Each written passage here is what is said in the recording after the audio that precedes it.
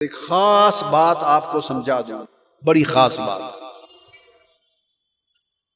آپ میں سے اہل علم کو معلوم ہو، بہت سو کو معلوم نہیں ہوگا، بہت سو احادیث نبوی میں آتا ہے اور کتب سیر میں، احادیث میں اور تفسیر کی ہر کتاب اٹھا کے دیکھیں، امام ابن جریر طبری کو دیکھیں، امام ابن ابی حاتم کو دیکھیں، امام عبد الرزاق کو دیکھیں، امام ابن کثیر کو دیکھیں، امام جلال الدین سیوطی کو دیکھیں، فخر الدین رازی کو دیکھیں، امام بغوی کو دیکھیں، امام قرطبی کو دیکھیں، امام خازن کو دیکھیں، آلوسی کو دیکھیں، جس تفسیر کی کتاب کو چاہیں اس میں کوئی شک نہیں ہے کہ واقعہ حقیقت ہے اور کتب حدیث میں ہے۔ وہ کیا کہ جو لوگ معراج کے واقعے سے پہلے تازہ ایمان لائے تھے اور مسلمان ہوئے تھے، واقعہ معراج حضور کی زبان اقدس سے سن کر کئی لوگ ان میں سے مرتد ہو گئے، کئی مسلمان مرتد ہو گئے۔ بہت خاص دلیل آئی دے رہا ہے اور اس کو بطور استدلال کبھی عام طور پہ پیش عام طور پر نہیں کیا گیا، بہت قلیل اہل علم کی توجہ اس امر کی طرف گئی ہے۔ کئی لوگ جو کچے مسلمان تھے، تازہ ایمان لائے ہوئے تھے، مسلمان تھے، مرتد ہو گئے، انہوں نے اسلام چھوڑ دیا یہ کہہ کر کہ یہ بات ماننے کے قابل ہی نہیں، یہ کہہ کر معاذ اللہ کہ یہ بات ماننے کے قابل نہیں، تو مرتد ہو گئے۔ قرآن مجید نے اس واقعے کی طرف اشارہ کیا، فرمایا وَمَا جَعَلْنَا الرُّؤْيَا الَّتِي أَرَيْنَاكَ إِلَّا فِتْنَةً لِلنَّاسِ۔ اور حبیب یہ جو مشاہدہ ہم نے آپ کو کرایا شب معراج، یہ لوگوں کے ایمان کے لیے آزمائش بن گیا کہ کون آنکھیں بند کر کے معجزہ معراج پر ایمان لاتا ہے اور کون اپنی عقل کو دخ دے کر متزلزل ہو جاتا ہے۔ وَمَا جَعَلْنَا الرُّؤْيَا الَّتِي أَرَيْنَاكَ إِلَّا فِتْنَةً لِلنَّاسِ۔ یہ آزمائش بن گیا، لوگوں کے ایمان کی آزمائش بن گیا۔ دیکھیے دو واقعے بڑی عجیب آزمائش بنے، کتنے؟ دو واقعے بڑی عجیب آزمائش بنے۔ ایک میں رب نے سب کو بچا لیا، ایک آزمائش میں قسمت والے بچ گئے، محروم پھنس گئے۔ ایک آزمائش اس وقت تھی جب ہجرت مدینہ کے 18 مہینے بعد مسجد میں نماز پڑھتے ہوئے دوران نماز آقا کے قلب اطہر میں خواہش آئی کہ قبلہ بدل لو اور بیت المقدس کو چھوڑ کر کعبہ مکہ کو قبلہ بنا لوں۔ خواہش آئی اور اس خواہش میں چہرہ انور آپ نے بار بار اوپر اٹھایا حالت نماز میں، اور جواب آیا قد نرا تقلب وجہک فی السماء۔ حبیب آپ کے رخ انور کا، چہرہ انور کا بار بار اوپر اٹھنا ہم دیکھ رہے ہیں حالت نماز میں۔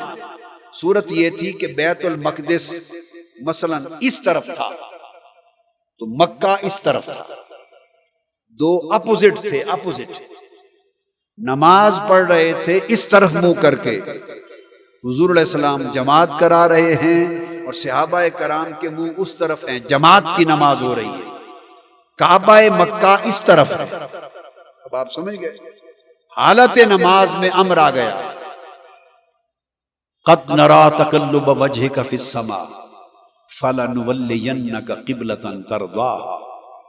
حبیب ہم نے آپ کا مکھڑا بار بار پلٹنا دیکھ لیا ہے، اگر تو اس پر نہیں اس قبلے پہ راضی ہے تو حبیب ہماری اپنی غرض ہی کیا ہے قبلوں سے؟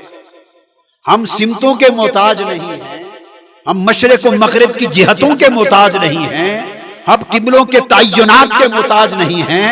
میری عبادت، میری معبودیت، میری الوہیت اور میری خدائی نہ اس سمت کی محتاج ہے نہ اس سمت کی محتاج ہے۔ محبوب یہ بھی تیری خاطر تھا، یہ بھی تیری خاطر ہے، جدھر تو راضی ہے اسی کو قبلہ بنا دو۔ تو فرمایا فَلَنُوَلِّيَنَّكَ قِبْلَةً تَرْضَاهَا، حبیب جس طرف آپ راضی ہیں ہم اسی کو قبلہ بنا دیں۔ تو حالت نماز میں امر الہی پا کر آقا علیہ الصلوۃ والسلام نے نماز میں، اب صحابہ کو تو بتا نہیں سکتے تھے کیونکہ نماز تھی، خاموشی سے رخ بدل لیا۔ اب تھوڑے منظر کو سمجھیں کہ امام کا منہ ادھر، پیچھے مقتدی کھڑے، اور رخ بدل لیا، دائیں بائیں نہیں، الٹی سمت، تو پھر کے چہرہ پاک پھیر کے مکہ کی طرف کر لیا۔ اب سمت کیا بن گئی؟ مقتدیوں کا منہ ادھر اور امام کا منہ، آقا کا منہ ادھر۔ سو کیا صورت تھی پھر؟ آمنے سامنے تو نماز نہیں ہونی تھی، تو صفوں کو چیر کے تاجدار کائنات ادھر آ کے کھڑے ہو گئے۔ اب جب ادھر کھڑے ہو گئے تو حضور کا چہرہ اقدس ادھر ہے اور مقتدی صحابہ کا چہرہ ادھر ہے۔ تو یہ ایک لمحہ آیا، بس ایک لمحہ، جب مصطفیٰ کا رخ ادھر تھا اور صحابہ کا رخ ادھر تھا، چونکہ اس وقت تک شرعاً ان کا قبلہ ادھر تھا۔ ابھی تک تو حضور علیہ السلام نے بتایا ہی نہیں تھا کہ رخ کیوں پھیرا ہے، تو چہرہ مقتدیوں کا ادھر، مصطفیٰ کا ادھر۔ وہ جو لمحہ تھا وہ لمحہ آزمائش۔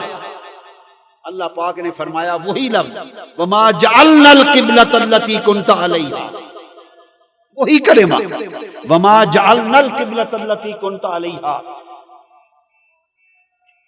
إِلَّا لِنَعْلَمَ مَن يَتَّبِعُ الرَّسُولَ مِمَّن يَنقَلِبُ عَلَىٰ عَقِبَيْهِ، یہاں بھی وہی کلمہ فرمایا وَمَا جَعَلْنَا الرُّؤْيَا الَّتِي أَرَيْنَاكَ إِلَّا فِطْرَةً لِلنَّاسِ، ایک ہی اسلوب قرآن۔ فرمایا وَمَا جَعَلْنَا الْقِبْلَةَ الَّتِي كُنْتَ عَلَيْهَا، میرے حبیب جس قبلے کی طرف آپ تھے ہم نے وہ بنایا ہی اسی غرض سے تھا اور مقرر ہی اسی لیے کیا تھا، لِنَعْلَمَ مَن يَتَّبِعُ الرَّسُولَ مِمَّن يَنقَلِبُ عَلَىٰ عَقِبَيْهِ، تاکہ ایک ایسی گھڑی آئے کہ اس گھڑی میں قبلہ، معروف قبلہ صحابہ کا ادھر ہو اور مصطفیٰ تیرا چہرہ ادھر ہو، متضاد سمتیں آ جائیں اور اس گھڑی میں صحابہ کو رکھ کر اب آزمائیں کہ کون قبلے کی طرف جاتا ہے، کون مصطفیٰ۔